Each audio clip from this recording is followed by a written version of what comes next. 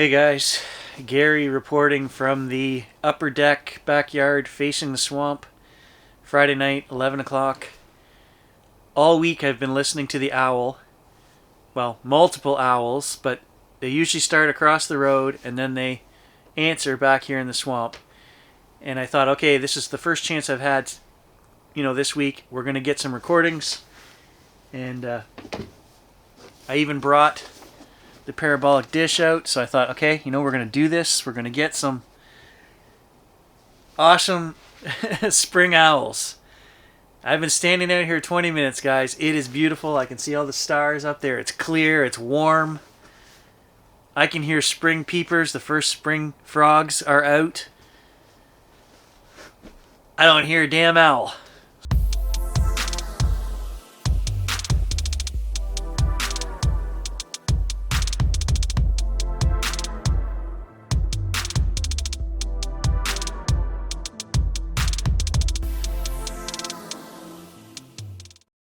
So, a little disappointed.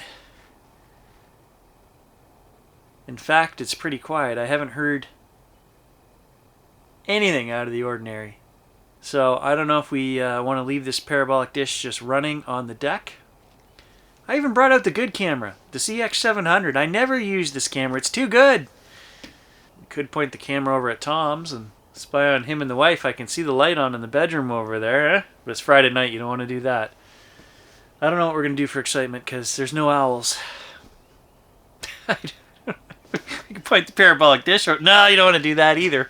The problem is if I leave this dish running for 3, 4, 5 hours, then I got to sit here and listen to 3, 4, 5 hours of sounds of nothing, probably. At 2 o'clock this afternoon, the owl was actually back there calling in the swamp.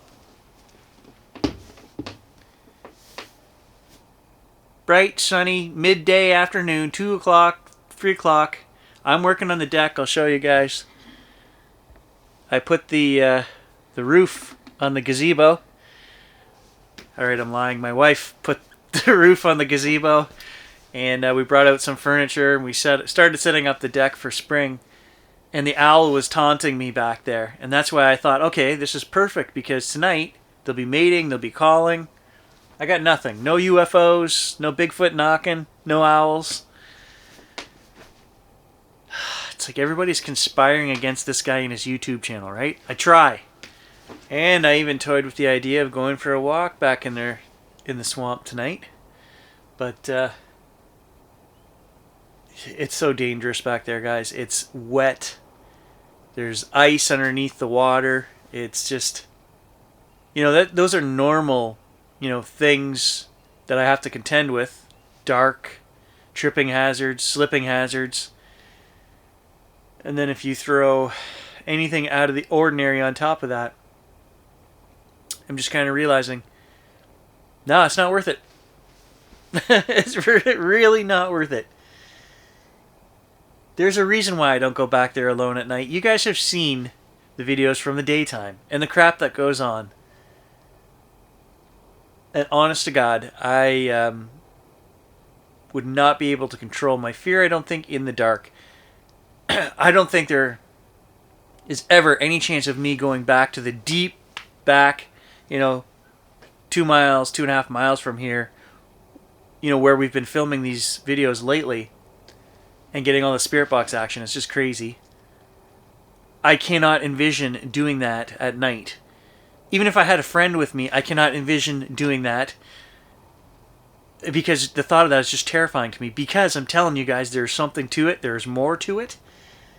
And it's so easy to get hurt back there that really I would be insane to go and do that. I did think about it. I honestly thought about it.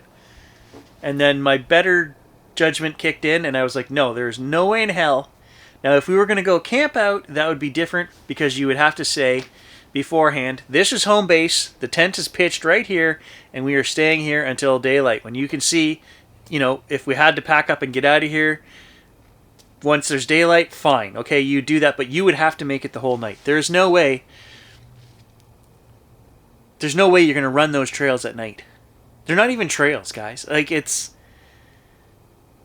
you know, the snowshoe trail. It's basically like this the whole way, and it's about literally that wide. Seriously, the snowshoe trail is that wide. And then you're zigzagging through the forest on this thing. There is no way you would run this at night. And I just know myself too damn well that spirit box would say something to get me, or the hack shack, or we'd hear something. It's almost like I'm talking myself into this, guys, but no, it's not going to happen. Maybe if I camped out. So I heard from my buddy Doug, who is out in Powassan, 40 kilometers south of here, and he's been on the channel a couple of times. He's the guy who does the witching, and we've done some metal detecting out on his turn-of-the-century property, looking for his great aunt's ring. Anyway, he was looking up information for me on the Headless Man. There's a local story, and there's, you know, as all of these folklore tales are told, there is a legend of a headless spirit that haunts a place here, and he has the whole backstory of how this guy died and everything, and I wanted to get that from him and go and investigate that location, and we are going to do that. But Doug was having a hard time getting more information on it for me, but he did contact me today and say he's still working on it. So Doug and I will be doing some paranormal together at some point. We'll also obviously be doing some more metal detecting as well. We never did find his aunt's ring yet, and that site, that the property that they own, is one of the first logging properties here, 1880-ish, 1885, somewhere in there. We detected that site before, and he has a lot of the same interests as me, paranormal. He actually came and did, when we went to the bridge where Carol McWilliams and Jack McWilliams were murdered. He went to the site with me this winter, and we did a spirit box session there. Got some amazing answers there, guys. We need to follow up on that as well. You know, shortly here in the next month or so, we need to go to their grave sites, and I want to do some more investigating there. One of the things I was working on this week was that I sat down to actually do another session, or maybe a couple of sessions, where we go back and we look at the earlier spirit box sessions, probably from the McWilliams murders. We'd be on the episode number 2, and I wanted to reverse those audio clips, play them in reverse, because when we did that in the first session, we got answers and sentences and things that made sense. Almost every message that was there, played in reverse, made sense and was contextual in terms of the murder. So there is something going on here with these reversing of clips. And a couple times now we've done this in videos leading up to, you know, just I'll hear something and say, I wonder what that sounds like in reverse, and we've done it a couple of times, and every freaking time there is a message in there, and the words I'm hearing when played in reverse, like if you said the sentence forward and you thought about, okay, this word has these consonants and these vowels, and it should sound like this backwards, no, that's not what I'm hearing. And I hear like a sentence or 2 or 3 words, you know, and it makes sense. There is something to this playing clips in reverse. Well, the spirit box clips anyway.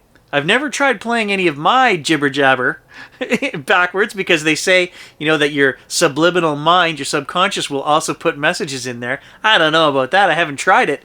I'm more interested in hearing what the spirits have to say forward and in reverse. And when we do it in reverse, we seem to be getting messages. So this time, I'm going to give me see server to do is you know server net your yes, that's in the search room. So we're going to do more of that. Now, I sat down to do that this week, and I ended up getting sidetracked by a message from the spirits, and that led me down a whole other path. So that we did that video, and then I did a follow-up video, and I got amazing responses in both of those, guys. Apparently, I'm a light worker. Certainly.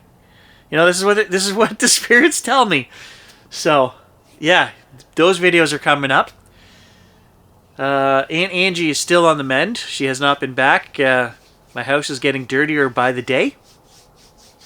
I've got Wally, my iRobot. What the heck is it? 7 or something. I don't know. That thing is amazing. Cleans better than my kids. It is my 3rd kid. I named him Wally. I also bought a Shark Pro, Pet Pro hand vacuum.